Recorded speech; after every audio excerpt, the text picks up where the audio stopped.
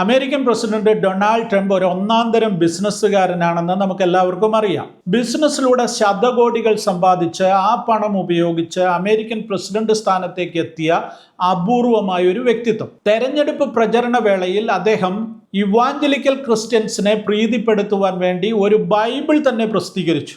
ആ ബൈബിളിന്റെ വിൽപ്പനയിലൂടെ അദ്ദേഹം സമ്പാദിച്ചത് 1.3 മില്യൺ ഡോളറാണ്, അതായത് 11 കോടിയിലധികം രൂപ.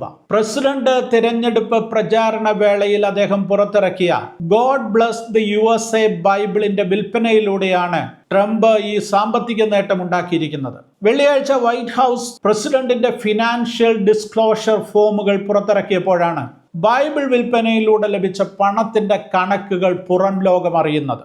ട്രംപ് അധികാരത്തിലെത്തുന്നതിന് തൊട്ടു മുമ്പുള്ള 12 മാസത്തെ കണക്കുകൾ ഉൾക്കൊള്ളുന്ന 234 പേജുള്ള റിപ്പോർട്ടാണ് ഇപ്പോൾ പുറത്തു വന്നിരിക്കുന്നത്. പ്രസിഡന്റ് സ്ഥാനത്തേക്ക് മത്സരിക്കുന്ന കാലഘട്ടത്തിൽ അദ്ദേഹത്തിന്റെ സമ്പത്തിൽ വലിയ വർധനവുണ്ടായിട്ടുണ്ടെന്ന് ഈ രേഖകൾ തെളിയിക്കുന്നു. ഇപ്പോൾ പ്രസിഡന്റിന് ഏകദേശം 1.6 ബില്യൺ ഡോളറിന്റെ മൊത്തം ആസ്തിയും 600 മില്യൺ ഡോളറിന്റെ വാർഷിക വരുമാനവും ഉണ്ടെന്ന് ഈ റിപ്പോർട്ട് പറയുന്നു. ആ വരുമാനത്തിന്റെ ചെറിയൊരു ഭാഗം മാത്രമാണ് ഗോഡ് ബ്ലസ് ദ USA ബൈബിളിന്റെ വിൽപ്പനയിൽ നിന്ന് അദ്ദേഹത്തിന് ലഭിച്ചിരിക്കുന്നത്. സത്യത്തിൽ വലിയൊരു പ്രതിസന്ധിയുടെ നടുവിൽ നിൽക്കുമ്പോഴായിരുന്നു ട്രംപ് സ്വന്തമായി ബൈബിൾ വിൽക്കാൻ തുടങ്ങിയത്. ഒരു സിവിൽ കേസിൽ ശിക്ഷിക്കപ്പെട്ടതിന്റെ അപ്പീൽ പരിഗണിക്കുമ്പോൾ 175 മില്യൺ ഡോളർ ബോണ്ട് അടയ്ക്കാൻ കഴിഞ്ഞില്ലെങ്കിൽ സ്വത്തുക്കൾ കണ്ടെത്തുമെന്ന് ന്യൂയോർക്ക് സ്റ്റേറ്റ് കോടതി ട്രംപിനെ ഭീഷണിപ്പെടുത്തിയതിന് തൊട്ടുപുറകെയാണ് ട്രംപിന്റെ ബൈബിൾ വിൽപ്പന ആരംഭിച്ചത്. എന്താണ് ട്രംപിന്റെ ബൈബിളിന്റെ പ്രത്യേകത എന്ന് നോക്കാം. ഇതൊരു സാധാരണ ബൈബിൾ മാത്രമല്ല. കിങ് ജെയിംസ് വേർഷൻ ബൈബിളിനോടൊപ്പം അമേരിക്കയുടെ സ്വാതന്ത്ര്യ പ്രഖ്യാപനം, അതായത് ഡിക്ലറേഷൻ ഓഫ് ഇൻഡിപെൻഡൻസ്, അമേരിക്കൻ ഭരണഘടന, കൂടാതെ അവകാശ പ്രഖ്യാപന രേഖയായ ബിൽ ഓഫ് റൈറ്റ്സ്, സ്കൂളുകളിലും ഔദ്യോഗിക ചടങ്ങുകളിലും ഏറ്റുചൊല്ലാറുള്ള പ്ലെഡ്ജ് ഓഫ് അലീജിയൻസ് എന്നിവയും ഇതിനകത്ത് ഉൾപ്പെടുത്തിയിട്ടുണ്ട്.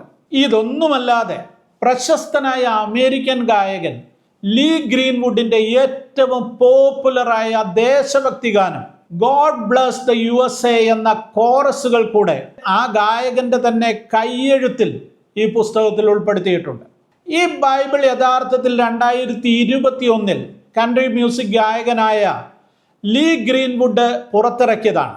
പിന്നീട് ഡൊണാൾഡ് ട്രംപ് തന്റെ 2024 തെരഞ്ഞെടുപ്പ് പ്രചരണ സമയത്ത് ഇത് ഏറ്റെടുത്ത് വിപണനം ചെയ്യുകയായിരുന്നു.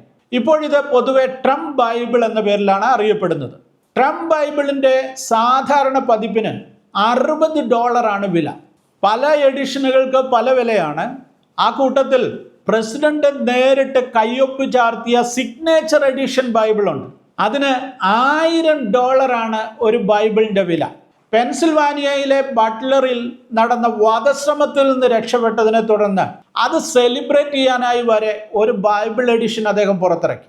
അതുകൂടാതെ വിവിധ എഡിഷനുകൾ പല പേരുകളിൽ പുറത്തിറങ്ങിയിട്ടുണ്ട്. സാധാരണ പതിപ്പുണ്ട്, presidential edition, first lady edition, vice presidential edition, inaugural day edition തുടങ്ങി പല പേരുകളിൽ ബൈബിൾ ലഭ്യമാണ്.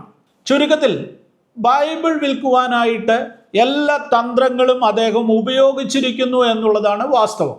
ഒരു കാര്യം മനസ്സിലാക്കണം, ട്രംപ് നേരിട്ട് പുതിയൊരു ബൈബിൾ പതിപ്പുകൾ ഉണ്ടാക്കുകയോ എഡിറ്റ് ചെയ്യുകയോ ഒന്നും ചെയ്തിട്ടില്ല.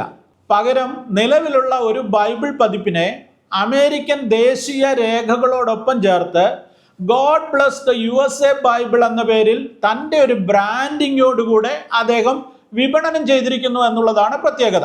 നല്ലൊരു ബിസിനസ്സുകാരനായ ട്രംപ് വേദപുസ്തകവും വിറ്റ് കാശാക്കിയെന്ന് വിമർശകർ നിരന്തരം ആരോപിച്ചുകൊണ്ടേയിരിക്കുന്നു.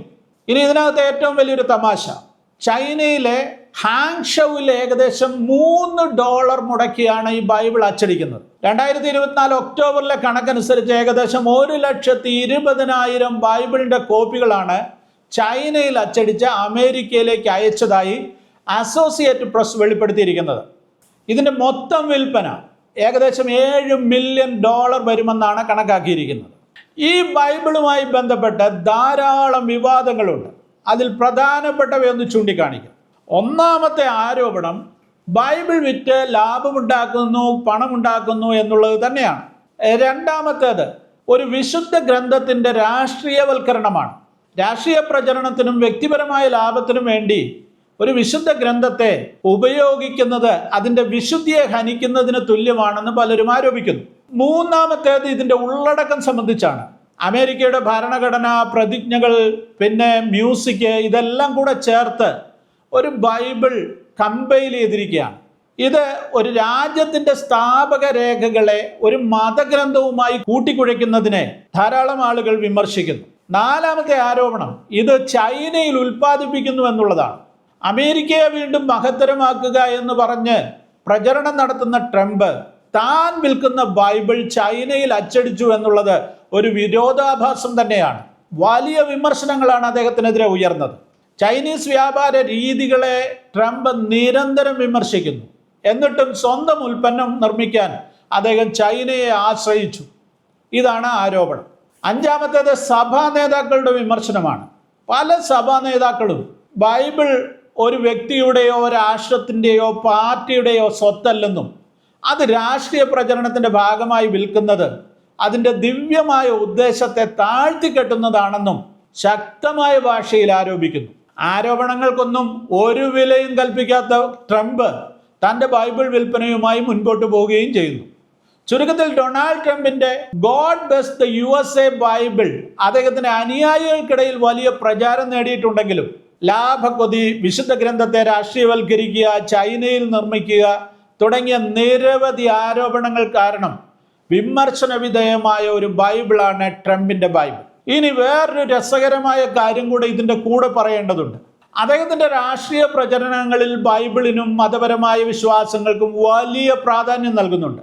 പലപ്പോഴും അദ്ദേഹം ബൈബിൾ ഉയർത്തിപ്പിടിക്കാറുമുണ്ട്. പ്രത്യേകിച്ച് തൻ്റെ യാഥാസ്ഥിക ക്രിസ്ത്യൻ വോട്ടർമാരെ ആകർഷിക്കാൻ ഇത് അദ്ദേഹത്തിനെ ഒരു പരിധിവരെ സഹായിച്ചിട്ടുമുണ്ട്. God bless the USA Bible പുറത്തിറക്കിയതും അതിൻ്റെ ഭാഗമായിട്ട് തന്നെയാണ്. ഡൊണാൾഡ് ട്രംപ് താൻ ബൈബിൾ വായിക്കാറുണ്ടെന്നും അത് തൻ്റെ ഏറ്റവും ഇഷ്ടപ്പെട്ട പുസ്തകമാണെന്നും പല തവണ പറഞ്ഞിട്ടുണ്ട്. എന്നാൽ പൊതുവേദികളിൽ ബൈബിളിനെ കുറിച്ച് സംസാരിക്കുമ്പോൾ ബൈബിളിലുള്ള അദ്ദേഹത്തിൻ്റെ അറിവ് വളരെ പരിമിതമാണെന്ന് വളരെ പെട്ടെന്ന് നമുക്ക് മനസ്സിലാവും. ട്രംപ് ഒരിക്കൽ പോലും ബൈബിൾ വായിച്ചിട്ടില്ലെന്നാണ് പലരും അദ്ദേഹത്തിനെതിരെ ഉയർത്തുന്ന വിമർശനം.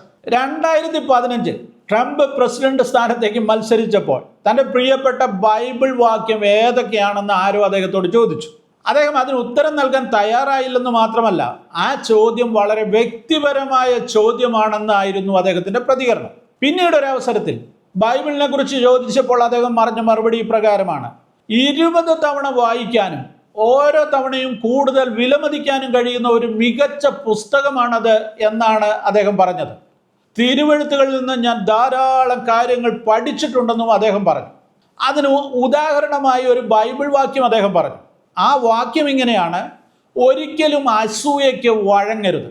അദ്ദേഹം വിൽക്കുന്ന കിങ് ജെയിംസ് വേർഷനിലോ ട്രംപിൻ്റെ കുട്ടിക്കാലത്ത് അമ്മ നൽകിയ റിവൈസ്ഡ് സ്റ്റാൻഡേർഡ് വേർഷനിലോ മറ്റേതെങ്കിലും പ്രധാനപ്പെട്ട ഇംഗ്ലീഷ് വിവർത്തനങ്ങളിലോ ഇങ്ങനെ ഒരു വാക്യമില്ല എന്നുള്ളതാണ് രസകരമായ കാര്യം.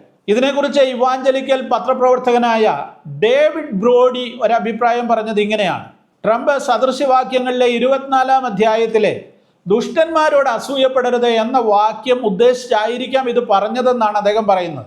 ആ കൂട്ടത്തിൽ ട്രോഡി മറ്റൊരു കാര്യം കൂടെ പറയുന്നുണ്ട്: ട്രംപിനെ നമ്മൾ കുറ്റപ്പെടുത്തുന്നതിൽ അർത്ഥമില്ല. തിരുവെഴുത്ത് ഉദ്ധരിക്കാനുള്ള തൻ്റെ കഴിവില്ലായ്മ മറച്ചു വെക്കാൻ ട്രംപ് ശ്രമിച്ചില്ലല്ലോ. ട്രംപിന് വേണമെങ്കിൽ വളരെ എളുപ്പത്തിൽ 3-4 ബൈബിൾ വാക്യങ്ങൾ പഠിച്ച് മനഃപ്പാഠമാക്കി ഇതുപോലുള്ള വേദികളിൽ പറയാമായിരുന്നല്ലോ. അദ്ദേഹം അതിനൊന്നും തയ്യാറായില്ല. എല്ലാ കാര്യങ്ങളും നേരെ വാ നേരെ പോ എന്നുള്ള നിലയിൽ പറയുന്ന ട്രംപിനെ സംബന്ധിച്ചിടത്തോളം ഇങ്ങനെ ഒരു ആവശ്യത്തിന് വേണ്ടി ബൈബിൾ വാക്യങ്ങൾ പഠിച്ചു വെക്കാനൊന്നും അദ്ദേഹം തയ്യാറായില്ലെന്നുള്ളത് അഭിനന്ദനാർഹമായ കാര്യമാണ്. എന്തായിരുന്നാലും നമുക്കൊരു കാര്യം ഉറപ്പാണ്: ട്രംപ് നല്ലൊരു ബിസിനസ്സുകാരനാണ്. വേദപുസ്തകം വിറ്റിട്ടാണെങ്കിലും അദ്ദേഹം തൻ്റെ സമ്പാദ്യത്തിൻ്റെ അളവ് വർദ്ധിപ്പിച്ചുകൊണ്ടേയിരിക്കുന്നു.